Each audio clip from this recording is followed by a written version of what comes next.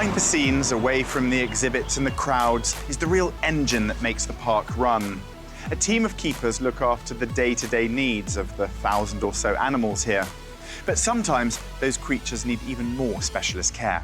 Now, a sick or injured animal is an easy target in the wild and will soon be picked off by predators.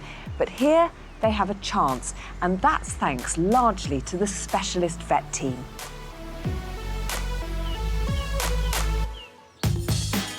And that team will be tested more than ever today, when 2 lemurs are rushed in with shocking injuries.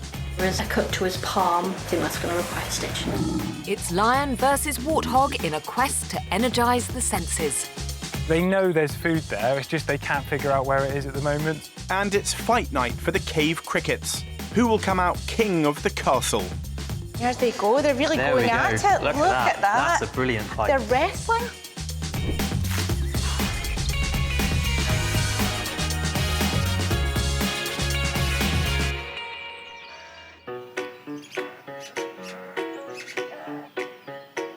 Lemurs.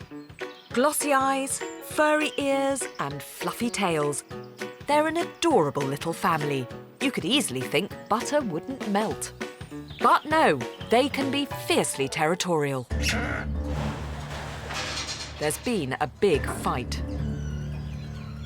Team manager Tina is rushing to the vets. Maurice and Angelo have been badly injured in a squabble with the higher-ranking girls. So, do you want to just tell me what's happened? Unfortunately, we've got Maurice in here. I think he's had a fight with one of our dominant females. OK. He's got a couple of superficial wounds on his left arm. There is a cut to his palm. A nice big flap has opened up, and I think that's going to require stitching as well. Maurice has sustained 3 wounds. Hands and arms are often targeted during standoffs. Angelo's is a pre-existing wound from an old fight. He went back last night, and then this morning we've come in and it looks like he's just basically split it open. OK. So for both of them, it's going to be a general anaesthetic. We'll have a look at all the wounds that you've talked about. Going under is a last resort. Maurice is most critical. He'll be operated on first. Obviously, every anaesthetic we do, there is some risk, but we do what we can to keep the risk as low as possible. It's a big procedure for any animal. He could die whilst under the general. We have to do this procedure, otherwise it will just get infected and he'll become very ill, and essentially he could end up losing the arm. He could essentially die from that. In order to assess, clean and close Maurice's multiple wounds, surgeon Zoe begins the risky sedation. I don't want him to go through this procedure, don't want him to have to risk his life, but unfortunately there's no other option. To avoid being bitten, Zoe uses a crush cage to administer the sedative. Come on then, mister. All this straw. Yeah, that's not going to help, is it? Don't look so worried. The sooner Zoe can begin surgery on the wound, the sooner it can start healing. Well done. Yeah. Hello, stinky lemur. We're able to have a good look at his wounds now. So he's got a laceration on the palm of his hand, but that's quite, that's quite superficial. On the back of that hand, we've also got a little laceration there, which we'll clip and clean and see if that needs a stitch too. But the main injury is on the palm of this hand, where he's actually sliced right into the palm and he's taken a big flap off. It's an horrific wound. Ring-tailed lemurs have long and sharp canine teeth. Why does he need teeth like that for eating fruit? Also great for grooming and an excellent weapon. Teeth are the probable cause of this injury. Maurice is intubated. We're just going to put a tube in him. The tube keeps his airway open and administers anaesthetic gas so he doesn't come round on the operating table. While he's under, Maurice is vulnerable. So it's really important with all of our patients, but particularly the smallest ones, that we keep them warm while they're asleep. So it's really just a foil blanket like the marathon runners use. It's designed to reflect his body heat back in and reduce the amount of heat loss during the anaesthetic. Zoe and the team start the delicate surgery, hoping that he'll pull through. Conflict is ubiquitous in the animal kingdom, often ending in violence, injuries, and even death. It's all down to a natural killer instinct, and who symbolises that better than a lion? Good boy. Come on up. Come on up. Come on up. Harry here is the perfect predator. But he has life pretty easy at the park because he gets fed. Now, the keepers want to put Harry to the test a little bit more, make him and his girls work a little bit harder for their dinner. Lions are king of the beasts, strong and powerful. These big cats are fed big feeds twice a week. But in the wild, these felines would hunt for themselves, and keeper Caleb wants them to follow their natural instincts. We normally just place the meat out in the section and we just feed them in a very simplistic way. They just rely on their eyesight to find the food. I'd like to create something where they have to use different senses. It's important to push the boundaries for these guys in captivity because I don't want them to have an easy meal all the time. I'd actually like them to be challenged for their food. Lions are excellent at using sight and sound to track down their prey. But Caleb wants to keep this pride on their claws by exercising their outstanding sense of smell. So the idea is to dig a hole and then place some of their meat at the bottom of the hole. Obviously, it tests their ability to dig, but also it encourages them to use their sense of smell to find the food. In the wild, lions can scavenge deep for their prey, using their retractable curved claws. Lions are opportunistic hunters, and they'll try and get food whenever they can. So if that means they have to dig something out of the ground, they would do that. Lions use their strong shoulder muscles and claws to locate prey hidden in a hole. Don't panic, they can't dig for freedom. These big cats are no match for a deep-piled fence.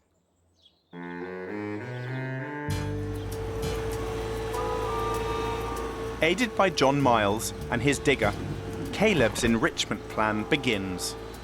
In the wild, warthogs like Vlad can live in 6-metre deep burrows. This and their razor-sharp tusks should deter any opportunistic lion, but hunger will heave out a 100-kilo hog. Don't worry, Vlad, the lions can't get you. We're going to use the scent of the warthogs to try and entice the lions over, and hopefully it'll encourage them to dig. Yeah, it's good that we've actually got warthogs at the park because it's obviously a natural prey species of lions. The meat goes in, but Vlad's quite safe. No warthogs were harmed in the making of this programme. Caleb tops up with straw from the warthog house. Its scent should pique the lion's interest. I had to recruit some help to fill it back in the hole because obviously there's a lot of soil to move, so... It's a lot of effort for Caleb's plan. Let's hope it works. The lions have never been challenged in this way, and though Caleb doesn't want the test to be too easy, they'll only have to dig down 1 metre to find their meal. So we've got some blood left in the brute where the meat was, so I'm just going to pour it down over the top to help the lions figure out there's something in there. Meat hidden and burrows covered over. All we need now is a lion. We've got Kimia, Nikita and Harry up for this enrichment challenge. So it's 2 9-year-old lionesses and then a 6-year-old male. And they're big and powerful, and they've always cottoned onto things pretty quickly in the past, and they're really strong lions, so this should be a good challenge for them. These lions have never had to dig for food. I think they'll do it. Whether they'll do it, in 10 minutes like we hope them to, or it might potentially take them a bit longer, but I don't think they'll give up when there's food around. We'll find out later if the lions really can sniff out their supper.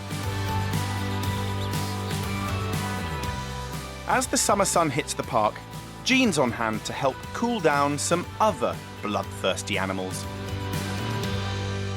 Kim, I'm a little bit grossed out by this blood ice lolly. Do the meerkats really like these? Well, they've not had one like this before. They've had it in small quantities, so this is quite new for them. So we'll see. And why do you like them to get blood like this and not just when they eat their meat? There would be, blood there. It's a really good protein source for them. It's really beneficial. Also does provide enrichment for them as well, so it's something different. They can have it in a different way rather than just giving them a chunk of meat. So you thought, it's a nice sunny day, let's make some ice lollies made of blood. Yep. Right, I'm going to hand this to you to tie it up for them. Now, what do you think they'll make of it when they come out? I think they'll be quite interested. They have got a good sense of smell, so hopefully they'll be on it quite quickly. Right, let's get them out. Yep. Right, here they come. Now, if I know meerkats, feeding time's usually over quite quickly, isn't it?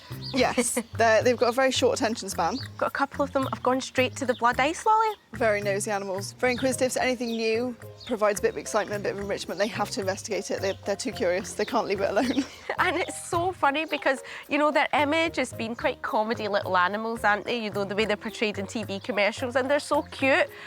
Doesn't really match with being bloodthirsty, craving blood ice lollies. Yeah, they're not, unfortunately, quite as cute as they would seem. Do they have to wait in line for one meerkat to go before others come?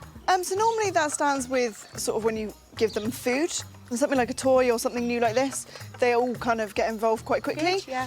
Is it important for them to keep cool?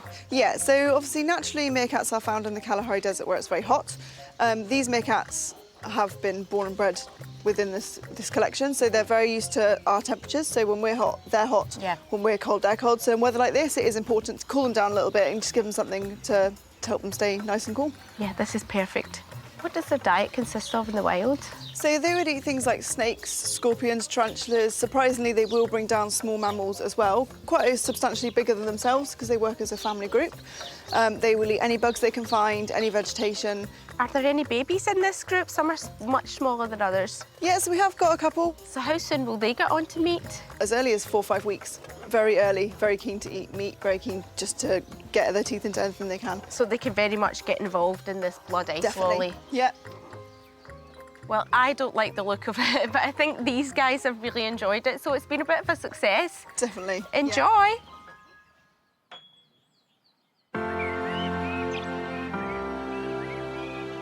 Although many of the animals at Longleat may appear to be cute and cuddly, often soft fur and shiny eyes hide vicious characteristics with an appetite for destruction. Most of the time, the animals in the park get along pretty well, but just occasionally, pack rivalry can get out of hand, requiring urgent medical attention.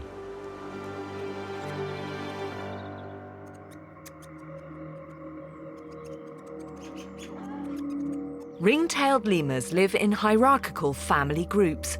Females are dominant, males are at the bottom of the pile and regularly the target of aggression. During an anxious wait while the lemurs are at the vets, all Tina can do is construct an emergency nursing ward. We've actually put together today our own isolation unit, which is just a little bit away from our lemur house. They're going to stay here for at least a few days. We want to get them back to the troop as quick as possible so they'll be accepted back, but all depends on how they recover. If they're not strong enough, then we'll continue to nurse them back to health down here. If they make it through surgery, Tina needs conditions perfect for her lemurs to have the best chance of recovery. Now it's all about making it nice and comfortable and suitable for them coming back so it reduces their stress. So we're just working at that now and, you know, hopefully it'll be ideal for them when they get back. We're just popping up a heat lamp. They need to be nice and warm and kept warm so their body just doesn't have to have that stress of being cold. Also, their lemurs are from Madagascar, so they're used to warm temperatures. I'm happy with that height. Do you think it will plug in? And voila! Back at the surgery, Zoe is making progress with the delicate task of closing the wounds on Maurice's tiny hands. It's right through the middle again, isn't it? The biggest concern is whether these wounds are going to hold together and heal. Being primates like us, lemurs have dexterous hands, essential to survival. He's going to want to use that hand and carry on using it for everything that he was doing before. Wide, soft pads on their hands and feet help lemurs grip onto trees and rocks as they jump. The large flap of skin on Maurice's hand is looking problematic. I don't know. That's very light to break down. Yeah, if you're going to cut that off, you can't close it. What are you going to do? Well, it is quite pink under there, isn't it? Yeah, I think we're going to have to give it a try. For now, all Zoe can do is stitch the wound and hope for the best. Worst case scenario is that that flap won't have a good blood supply and it'll actually die off over the next few days. But we can't really tell whether that's going to happen. Zoe sutures Maurice's palm back in place. Okay. Yeah. Let's hope so. With one patient down, Zoe moves on to her next, Angelo. Right, a little monkey, quite literally.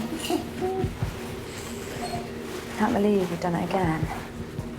This is Angelo's second trip to the vets in as many days. So that all got closed? Everything got closed. The wound that's opened up was one created previously, but there's a shocking discovery. So is that like he's lost that between then and now? He didn't have a gap. Since he was last here, Angelo has lost a finger.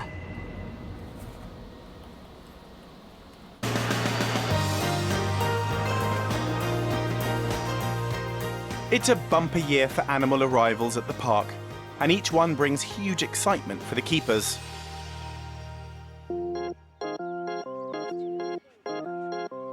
And for emu-obsessed Gemma at the family farmyard, it's a big day. This is Biscuit. He's a very, very handsome emu. And we also have Bounty and Buttons in here as well. And a new girl is joining the set. Just behind this door is our brand new emu. She's called Bourbon, and she's very, very pretty. Gemma's already in love. She's absolutely amazing. I mean, she's to die for. She's really friendly, very loving, and I'm super excited to have her here. What Bourbon doesn't know is that today she'll meet the rest of the gang. But a smooth introduction isn't guaranteed. Emus, they're quite dangerous animals. So mixing these birds together, they could potentially hurt each other. Gemma and her team will mix the birds in a small space so they can keep an eagle eye on them all.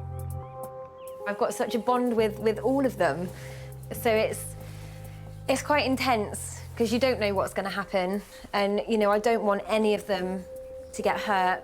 But being wild birds, the resident 2 boys and a girl won't welcome the new recruit into their gang without an initiation. If you guys are okay just to stand right back, just in case. As I said, they are quite dangerous birds.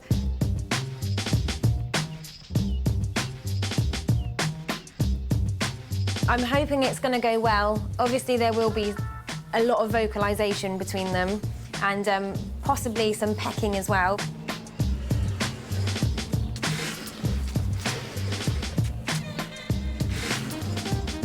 As expected, these naturally powerful and assertive birds get in the way of Bourbon's dash for it.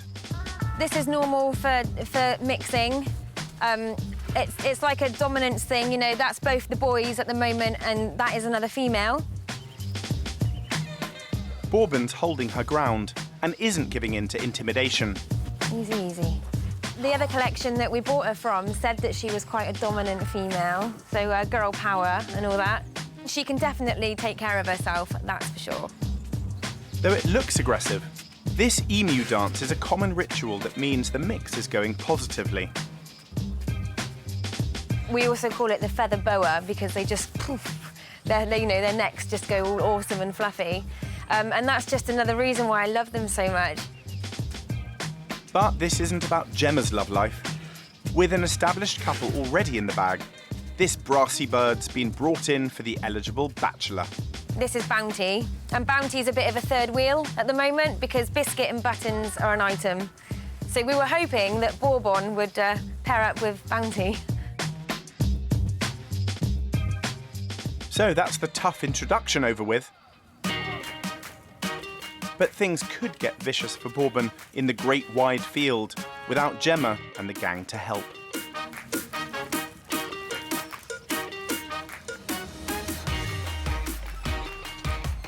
Good girl, good Good girl, yay!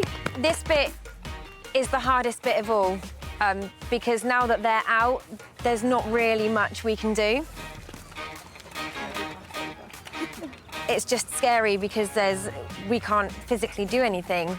You know, I mean, we could go in the field, but they're much faster than we are, you know? They go at like 30 miles an hour. It's nice to see her running around. Yeah, she just needs to find her feet. It's chaos as we're talking. It's what emus do. They speed up and down the fields and they... Watch your back. It's like a bullet. In the wild, they'd be bombing it around everywhere. So seeing all 4 of them just trotting along together in a line was just amazing.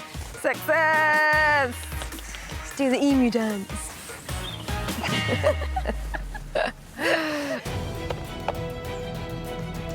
A fight can kick off any time in the animal kingdom, especially when one creature sees another as dinner.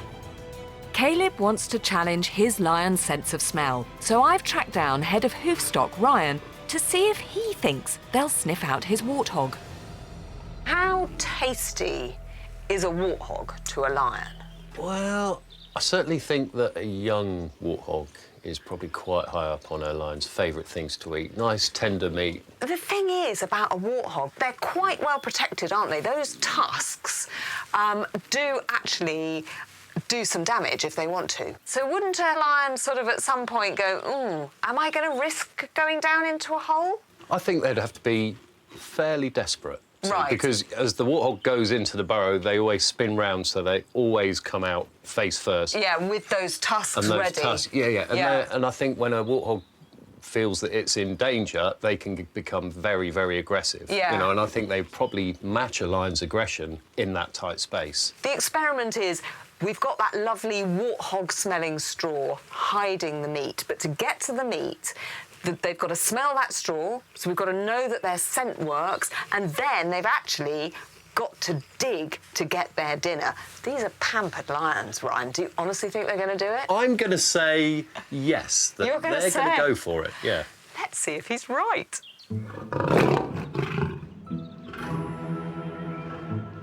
Keeper Caleb has buried raw meat under layers of warthog-scented straw to see if Harry, Kimya, and Nikita can follow their natural instincts. So I think it is going to be tricky for the lions, and we've dug it quite deep as well, so it is going to be a challenge for them. It's not going to be easy, but that's part of it. I want them to be challenged. Yeah, we're ready. You can let the lions go. OK, they're on their way. As the lions are released, Caleb and fellow keeper Amy observe their behaviour. Kimya and Nikita and Harry are all using their sense of smell. They've got their heads up high and they're sort of trying to breathe it in and see where the food is and what they're there to find. And the girls might know where it is, but not want to try and avoid Harry from getting there first. Nikita's figured out this is the place to come for food, so she's run over here. Harry's just started to put his nose to the ground to try and locate where the smell's coming from. Kimya has definitely figured out something's in the hole, so hopefully she's going to realise she's got to dig it out. Harry's using his Jacobson's organ to try and get a real strong scent on it, so the scent organ in his mouth to try and figure out where it's coming from to help him find the food. When lions grimace like this, they're drawing in scent through their mouths to better identify the smell. They know there's food there, it's just they can't figure out where it is at the moment. So it's Vlad 1, Harry 0. Vlad's safe and secure in his enclosure across the park, and happy that it's only his scent they've got a hold of.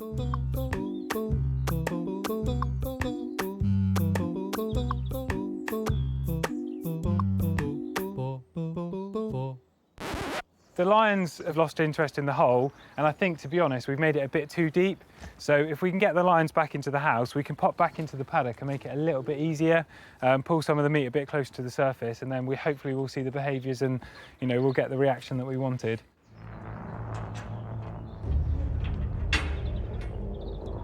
With the lion safely out of the way, Caleb and Amy tweak the experiment.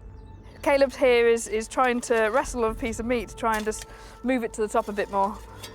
So we give him a bit of a head start, really. Isn't that cheating? If you put that piece on top there, that's it. Caleb hopes the lions will now take more notice. You can let him go when you're ready, Amy. Thanks, Caleb. Go then. Round 2. So they've come back out a bit slower than they did last time. Harry's already using his sense of smell. I think he's realised there is still something here for him to have. In the wild, it's often the females that hunt. Come on, big lad. But will it be Harry that cottons on to the hidden treasures below? He's got a chunk out. He definitely knows there's meat there now. And it would be the male of the pride to feed first. I think he's... Oh, he's got his head definitely in that hole now. Yeah, maybe if one of the lionesses got close, they might be able to get it out. Nikita, who is one of the lionesses who likes to dig, she's really trying to track down where the smell of the meat's coming from. The lion's sense of smell might be up to the job, but they're novices when it comes to digging for prey. They seem to be sort of smelling there's meat and then sniffing in the air, because we normally, if we do anything different with their food, we put it high up in the trees. Harry's got his head down the hole again, so I think he knows it's there. We've got paws in the hole. Now he's going in, now he's digging. We've got Harry digging now. At last, they've cracked it. And then another noise has distracted him a little bit, so he's given up. Despite the effort, the lions just didn't dig Caleb's challenge enough. They may let dead meat lie, but it's still been a day of valuable enrichment. Unfortunately, they haven't played ball, but we've got cameras in there, so hopefully they'll keep going for a bit longer. And you never know, they might actually get it once we're gone. If this was a wild situation, the warthog would not want to be caught by the lion, so it would sit in its burrow, wouldn't come out. I think they've got the patience bit down because they're all sat down watching it. In the wild, lions would obviously be a lot hungrier than these guys, so there would be a higher motivation of food. It's life or death to them, whereas these guys know at the end of the day when they come in, they're going to get fed some meat. Gibbs destroying the camera. Oh well, digging might not have been their thing, but they're more than happy to sink their teeth into our camera.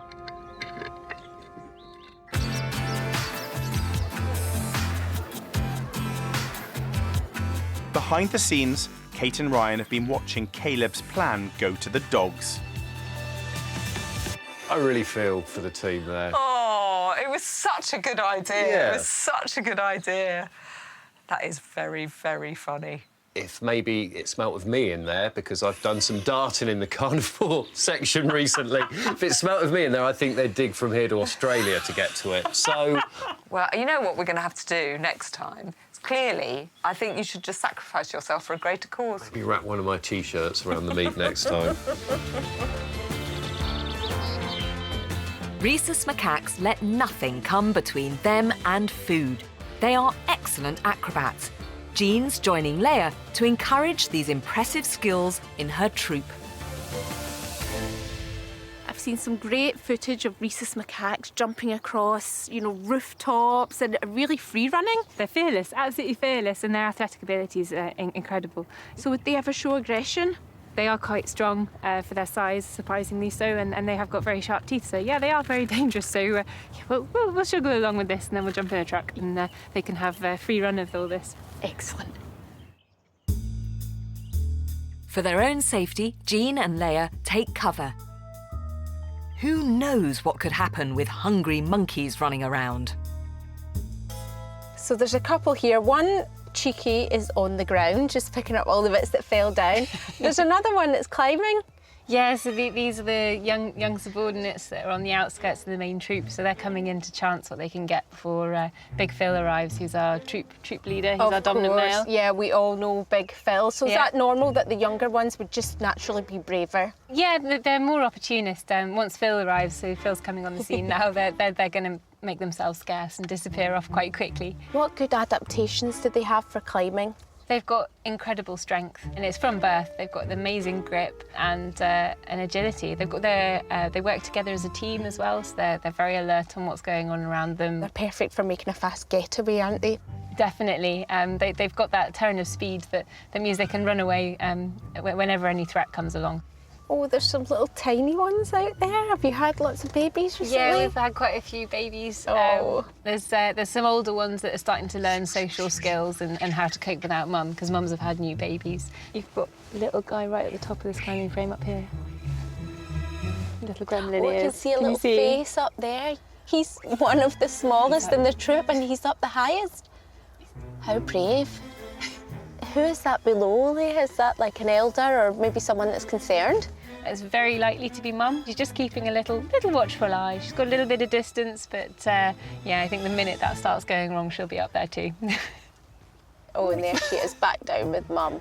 Do you ever see them make mistakes? I mean, I'm sure there's lots of falls. You do see the little ones making mistakes quite a lot. It's just like toddlers or any little ones, they have to make those mistakes to learn. Definitely, and so they only learn and get better by practice as well. I can see one of the little ones there just exploring our camera. They're so inquisitive, aren't they? They are. They'll look into anything. They're often quite gentle to start with, but yeah, they can become quite forceful quite quickly as well. I always think watching these guys is like a soap opera. There's always dramas, fallouts, love stories. It's fascinating. Definitely. There's never a dull day in the jungle. So a bit of a split troop, Leah. A lot of the older ones on the ground foraging, but it's great to see the younger ones getting up there and really going for it. Definitely. It's great to see them having fun out here.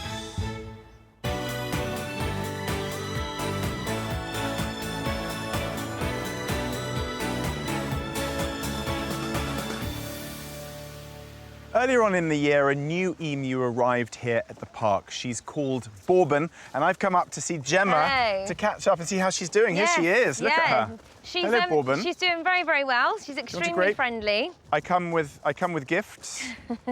There you go. Here, would you like another one? So how's she settling in with the others? Because that was the reason she came here, because there were just 3. She is settling in quite well. She's still quite nervous of the other emus, especially the boys. She does get on much better with our female Buttons, but they all take baths together now, which is lovely. They didn't do that before. And are you anticipating them to start pairing off? Yes, I'd love it. I mean, there'd be nothing better than to have an emu chick with there. So we've got Biscuit and Buttons are a pair. So Bourbon here would be paired up with Bounty, is what we're hoping. Right. And then yeah, they can start making their little babies. Well, look at you. Are you enjoying life here? I think that's a yes. Yeah, I think it is. When you get that many grapes. Well, Gemma, I'm hoping things do work out for you, and hopefully we have some baby chicks in the future. Yes, me too. Thank you.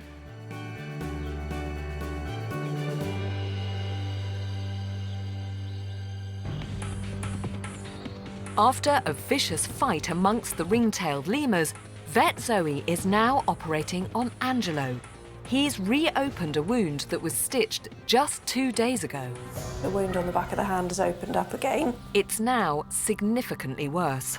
And we are fairly sure that he has removed one of his fingers.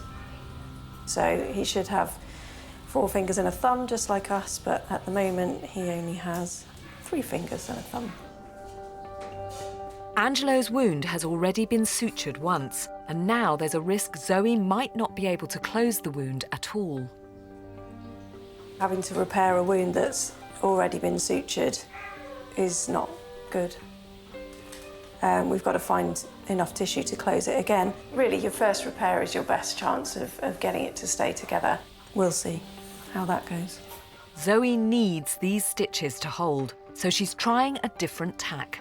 So we've had to use a different suture technique today, whereby we're taking big sections of skin and trying to hold those together with buried knots so that he can't get hold of them, but it is not ideal. After almost 2 hours in the operating theatre, Zoe is finished. So we've closed his wound, minus his finger, so he's going to have to manage with 3 now. It's come together pretty well, but we just need to see if he's going to leave this alone and allow it to heal. It would be ideal if he could be separated and kept on his own for a bit, so there's no chance of getting picked on again. With the emergency nursing ward ready for admission, Tina is en route to collect the patients. Oh, hello, small thing. Hi. Oh, look at his face, like, oh my God, what's going on? Once you get them back to the park, if you can give them some supper, make sure they've eaten a good amount, and then let them just rest overnight, really, and keep them as warm as you can. Thank you very much for sorting them. No problem. After the stress of surgery, it's essential for their recovery that Maurice and Angelo start building up their strength. Good boys. We're alive. You all right? We're just going to pop them in and just observe them for about 10 minutes, make sure they're settling, find their feet. That's a good boy. He's a good lad. Well done. Angelo's doing really well. He's explored the enclosure a lot more than Maurice. Sadly, Maurice is clearly in a lot of pain. I'm a bit worried about him. He's looking for a way up and he's not quite sure how to. He seems to be struggling a lot more than Angelo, and it might be because he's got wounds on both hands. He's having a bit of difficulty eating, holding the bits of food. He's just going to have to learn how to adapt his grip. It's now 7 p.m, almost 12 hours since the pair were found.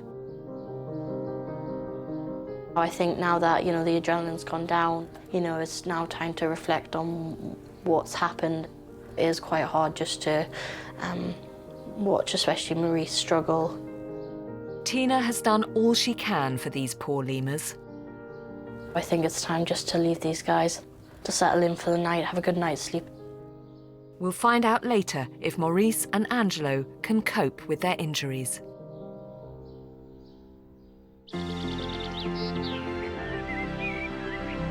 Today, keepers have been working hard to prevent and manage squabbles and scraps for supremacy. But over in Animal Adventure, James is egging on a fight. James has called me down here because there's something kicking off. Definitely kicking off, yeah. So it was just an experiment. I've put some cave crickets into a display tank. Right. I've only put males in there, though. I didn't really expect the amount of aggression that these males are showing to each other. Why? It's like King of the Hill at the moment, so whoever controls the high ground will, in nature, get as many girls as they would like. Being up high is vital for their survival, so if they're up high, the ones down low are more likely to get picked off by any sort of predators. And tell me a little bit about these crickets, because they've got some quite unique markings on their legs. These are cave crickets, so they live in caves, anywhere that is pretty much perpetually dark. As a result of that, they've adapted some pretty funky sort of looking body parts to compensate for that darkness. So you can see that the length of their antennae are just ridiculous. Very long, yeah. Helps them obviously find any sort of, or sense any danger coming toward them, or find any food. Currently we've got one of these males. He's trying to take as much space up as possible, so he's actually travelled down from the top of the rock to meet this rival male. You can see that he's got his wings up, he's vibrating them, and he's lunging toward him just to try and get him to back off. We've got another male that's just come over. Now this one is by far the biggest. I like to call him Brutus, because when we first put him in, he was in charge until he suffered an injury and actually lost a leg. I can see these two just challenging each other. No one really wants to give up it. any ground. And now he's going towards them. Yeah, he's actually, I think we might have a bit of a scrap going on. Yeah, so the one that's lower down is trying to push him off and become the highest. Exactly, yes. Oh, there we go. So a bit of a scrap there. It was really, really quick, but it definitely looked like Brutus won out on that one. He's come back to challenge again. He's not giving Round up easy, two. is he? Oh, there we've had a bit of a change in status there. Brutus is now a bit lower down. So we'll see if Brutus responds. It looks like he might just be trying to push him. There they go. They're really There going we go. at it. Look at that. That's a brilliant fight. They're wrestling. Yeah, it's a proper full-on wrestle. You'll see that they'll grab each other with their jaws, and it is really just a to and fro. So the larger male trying to push away the smaller male. It's like two stags fighting almost. Look at this. This is brilliant. But yeah, there's a real a contest between giants here. But and I'm scared to ask how an embrace like this ends. well, just like that. Just like that, So yeah. he actually threw him there. He threw him out of the area. It's so interesting seeing what's going on because while Brutus has been fighting people off down here, another two have climbed even higher.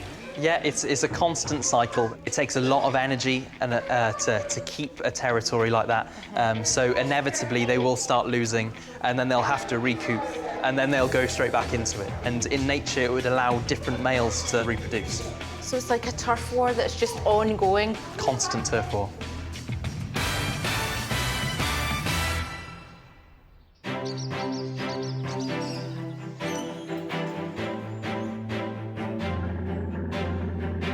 Ben and I have come up to the emergency Lemur hospital to catch up with Angelo and Maurice. We're here with Ryan. Now, who's this? Angelo.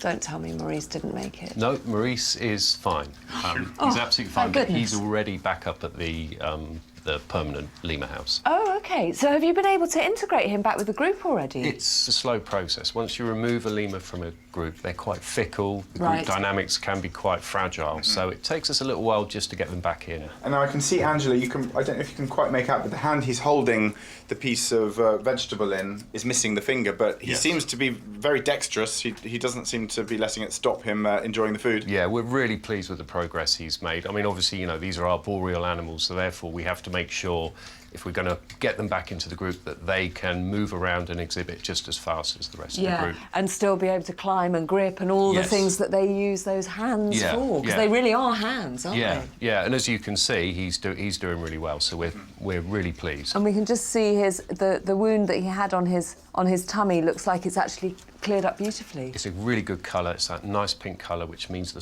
skin and everything is healthy under there. Yeah. And the gap is now narrowing down nicely. So hopefully another week or so, and that'll be closed over.